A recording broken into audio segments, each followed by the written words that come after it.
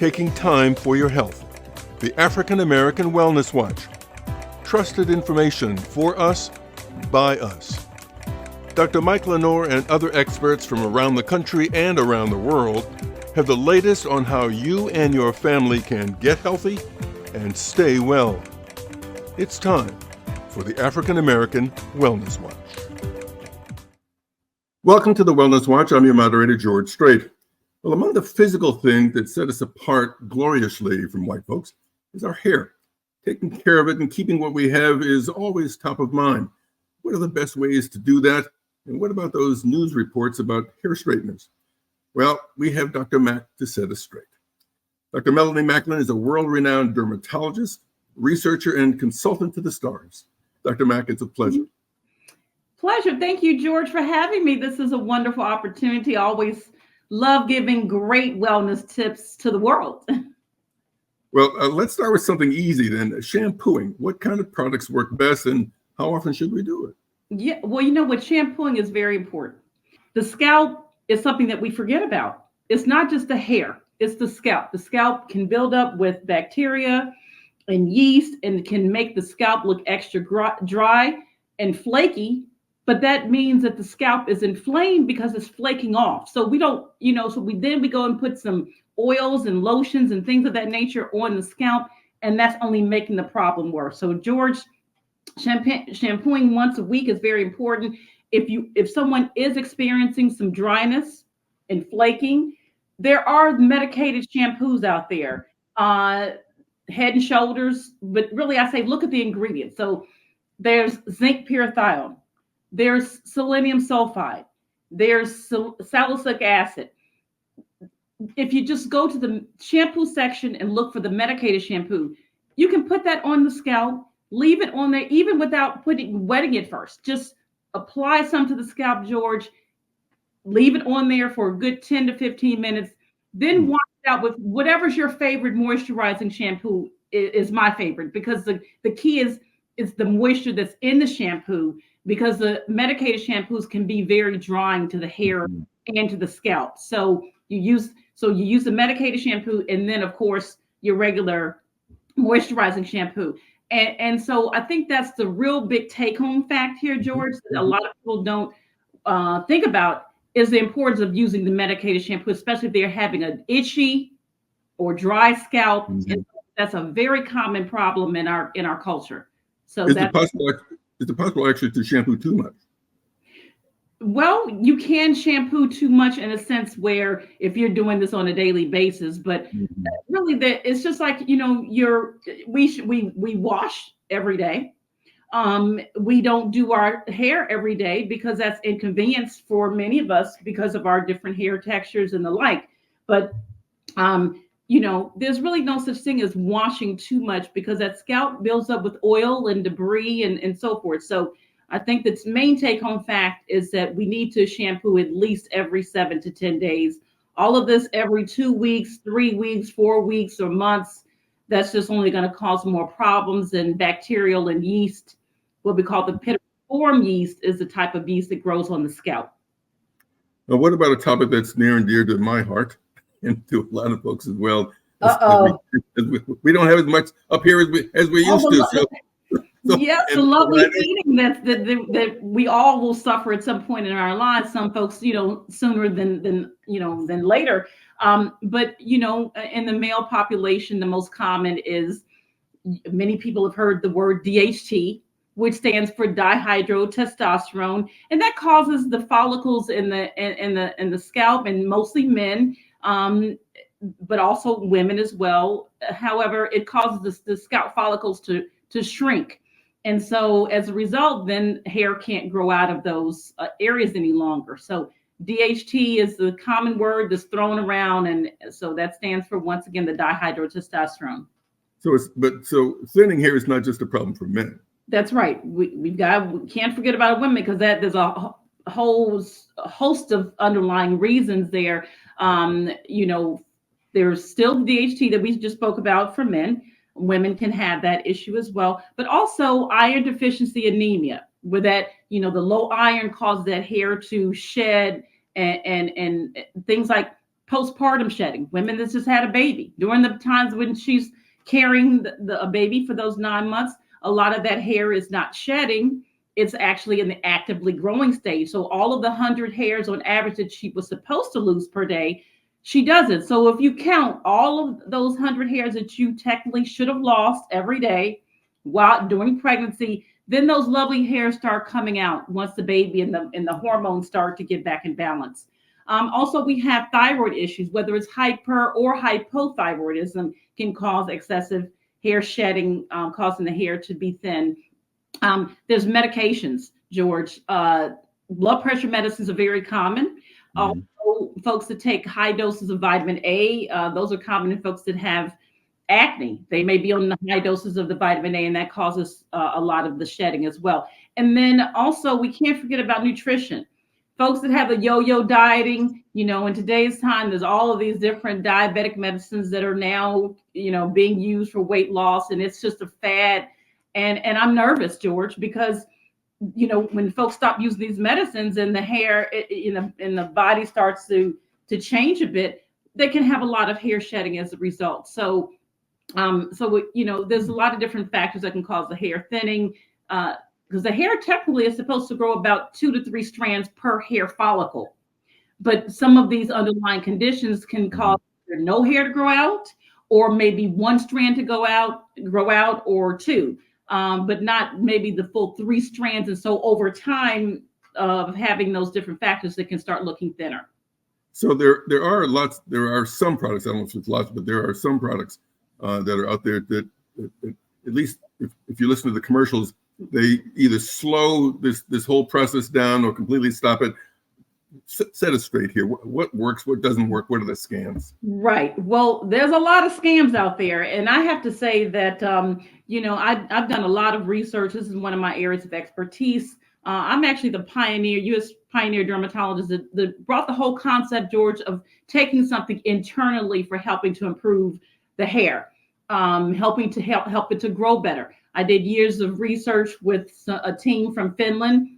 And so a lot of research studies behind certain nutrients that can target those hair roots to get them back stimulated so that the hair can start growing out a lot faster, a lot thicker, filling in those bald and thin areas. And so there are specialized nutrients, and actually they can be found in my product. I have Bella Nutri for women and Bo Nutri for men. Those are supplements. Now we talk about the scams. There's a lot of companies that have what I call become imposters, meaning they're just putting a fancy label over a basic multivitamin, George. That is the biggest scam in the world. They're calling it a hair, skin, and nail vitamin. And all it is a multivitamin that they put a label on and called it a hair, skin, and nail vitamin. And so I like to caution our community about that, because you can do what we call overdosing of vitamins. So say if taking a basic multivitamin and then you're taking the hair, skin, and nail vitamin. Now you're ODing because you're taking basically the same product, just labeled differently. So you really have to be cautious of that. There's a lot of topical hair growth, quote unquote, products. Quite frankly, they're, unless it's something medicated such as Rogaine, which comes in a topical formulation, although that just stimulates a lot of just baby fine hair. It doesn't really do much for getting that thicker hair strands growing out. But if you stop using it, it falls out. Right, because it acts to what we call help to improve the blood flow in those areas. But of course, if you stop using it, the blood flow slows down or decreases or diminishes completely. And then that lovely hair, well, like I said, the little baby fine hair that was there, that comes out. But there's a lot of topical products out there that save for hair growth. You got to be cautious because the scalp is very thick, and it's where the dermal papilla, where the hair follicles, actually the hair root stem cells emerge from deep in that thick scalp. It's way down, so that topical product is not really absorbing deep enough through the scalp to really do anything. So you're gonna end up basically ruining your fingertips trying to rub in these topical products and not really doing anything anyway. So an awful lot of folks who are watching this use chemical hair straighteners. Yes. And there's been some recent reports about links to cancer and all the rest of that stuff. So let's talk a little bit about hair straighteners and what those new reports really mean? Yes, George, this is actually a near and dear subject matter. I've been talking about the adverse effects of hair chemicals for now over 25 years. Those folks that listen to me and caution about the hair relaxers, they're not having as many problems as those folks that are using the chemo or have used, especially when they're used too young, because it starts to affect the hormone system and so forth. And so we do know that the use of hair chemical strains can cause early puberty before the age of 10, early menses before the age of 10, can cause benign uterine growths called uterine fibroids, and they can start just as small and then they can just get larger with consistent use of the chemicals. It can lead a woman to an early hysterectomy before she's 40 years old.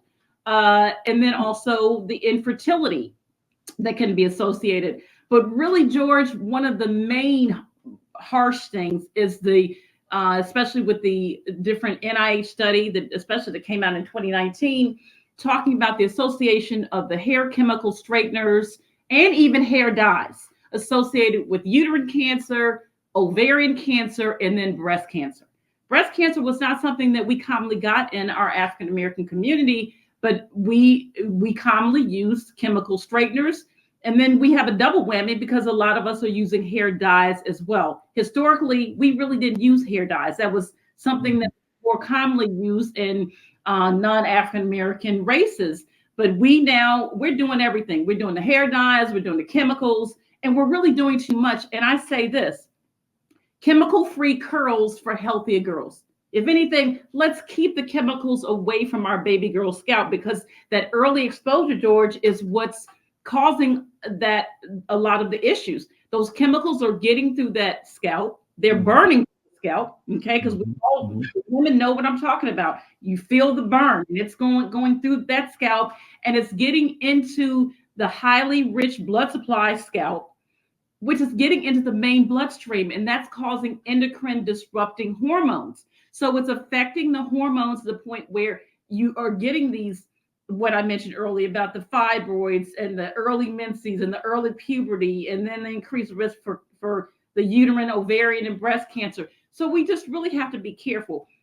If in fact someone is really, because I'm hearing that there now is a re-emergence of women's interest in getting hair relaxers because the tough nature of what it takes in order to maintain more natural hair, a lot more product, a lot more time consuming.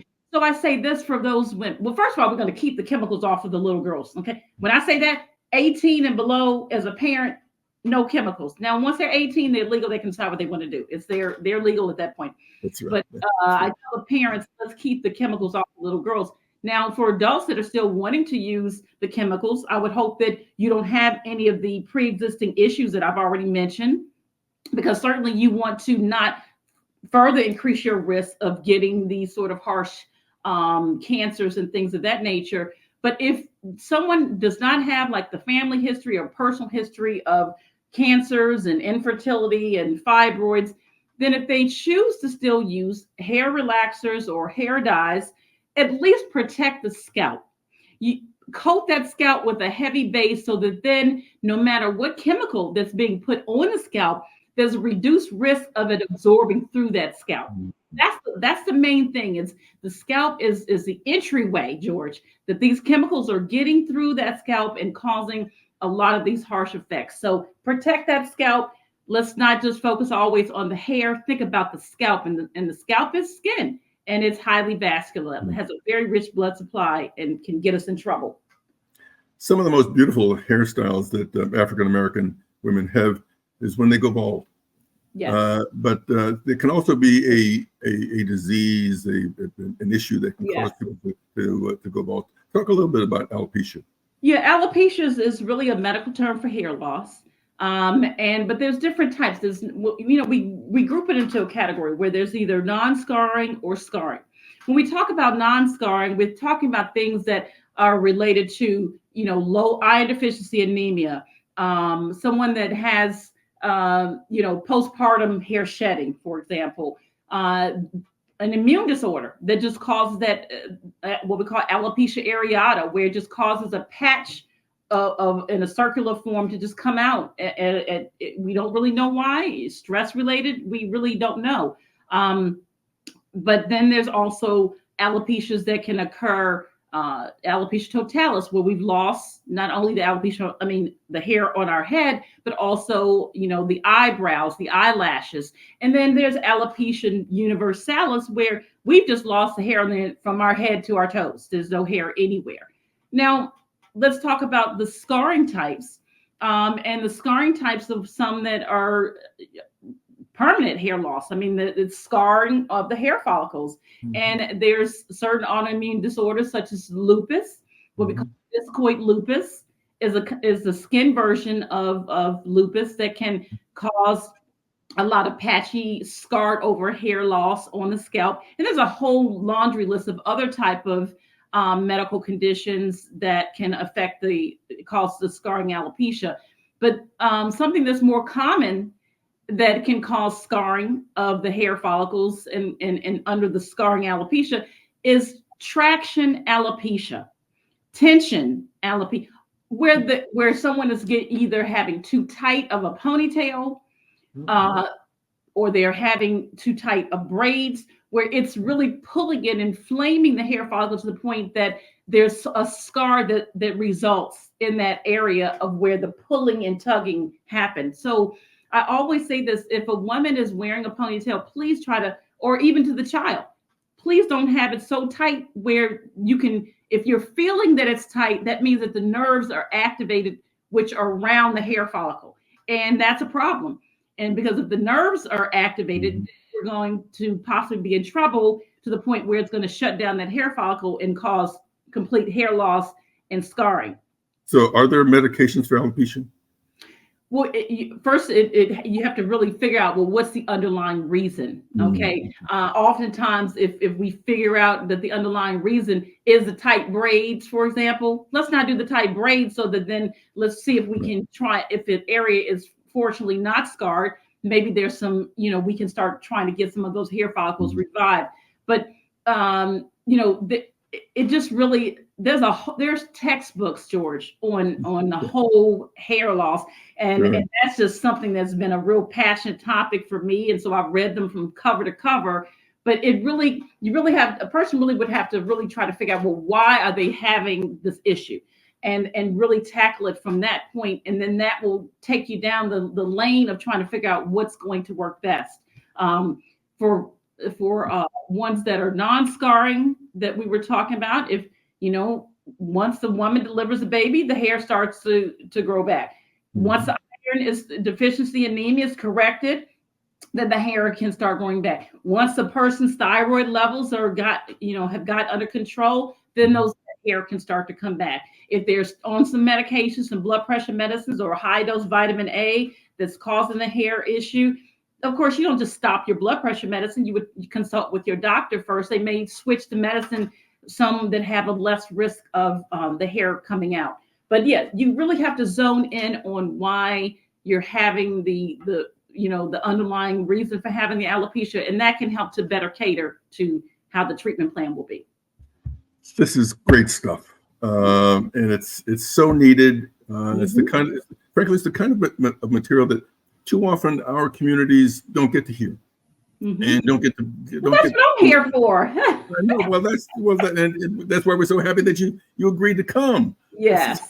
Really, really important. Dr. Maclin, thank you so much. You're a lifesaver for an awful lot of folks. Thank you. Yes, thank you. I will love to continue to be that way. Thank you for having me, George. Indeed.